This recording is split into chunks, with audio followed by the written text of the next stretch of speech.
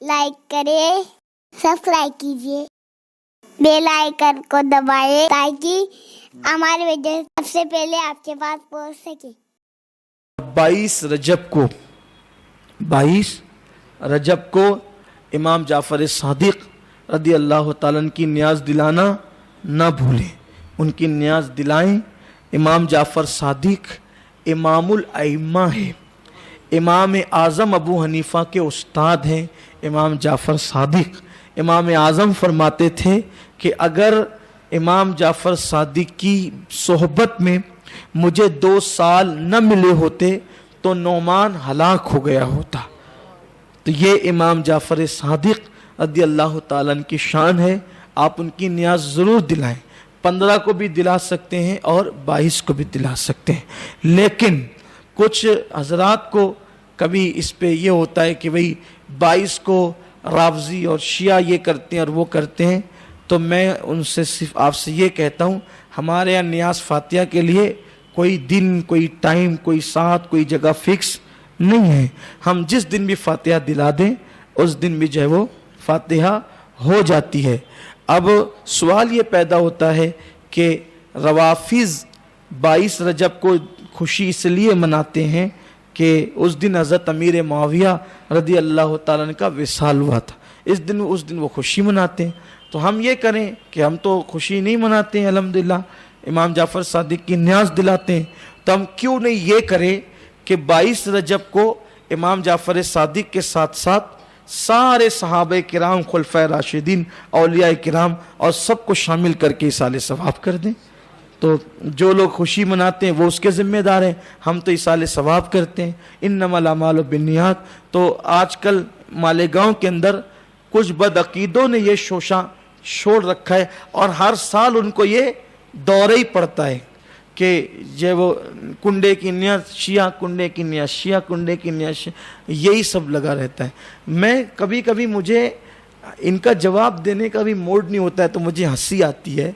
दुनिया चांद पे जाके वापस आ गई, अभी ये कुंडे की नियाज जायज़ है या नाजायज़ इसी में उलझे हुए हैं। आप सोचिए तो सही, मुझे बहुत तकलीफ, अजीब सी बात है। दुनिया कहाँ से कहाँ चली गई। अभी ये कुंडे की नियाज पर ही जो है बेचारे फैसला नहीं कर पा रहे हैं कि जायज़ है कि नाजायज़ है। तो याद रखिए कि शिया जो करते हैं उसके ज़िम्मेदार वो लानती लोग हैं।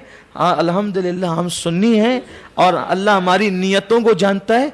तो आप 15 को भी कर सकते हैं और 22 को भी कर सकते हैं। अलबत्ता शियों से मुशाबियत से बचने के लिए हम ये करते हैं कि हम इमाम जाफ़र सादिक के साथ साथ सहाबा किराम को भी शामिल करते हैं, क्योंकि सहाबा को तो रावज़ी मानते नहीं, तो हम सहाबा को भी शामिल करते हैं। गौस पाक को नहीं मानते वो लोग, तो हम गौस पाक को भी शामिल करते हैं, गरीब नवाज को शामिल करते हैं। और वैसे तो सुन्नियों की हर फातिहा में तमाम सहाबा, तमाम अहले बैत, खुलफाए राशिदीन, हमारे यहाँ तो सबको इसाले सवाब होता है। बल्कि हम सुन्नी तो इतने खुशनसीब है कि हमारे यहाँ इसाले सवाब के आखिरी जुमले अक्सर ये होते हैं, या अल्लाह आदम से लेके क़यामत तक जितने मोमिनीन मोमिनात और मुस्लिमीन मुस्लिमात है सबको इसका सवाब पहुँचे। इसका मतलब हम अभी ज़मीन के ऊपर ही हैं तो अपने को भी अभी से इसाले सवाब हो ही रहा है, अल्हम्दुलिल्लाह।